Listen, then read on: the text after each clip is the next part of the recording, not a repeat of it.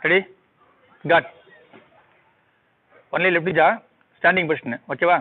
on card position ப்ராப்பராக இருக்கணும் right நல்லா டவுன் கனெக்ட் ப்ராப்பராக இருக்கணும்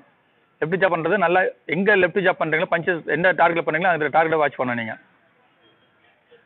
1 1 1 1 1 1 1 1 1 1 1 1 1 சேஞ்ச் ஜாப் பண்ணணும் ஸ்டாண்டிங்கில் பண்ணணும் ஓகேவா ரெடியா cut hub hub hub hub hub hub hub change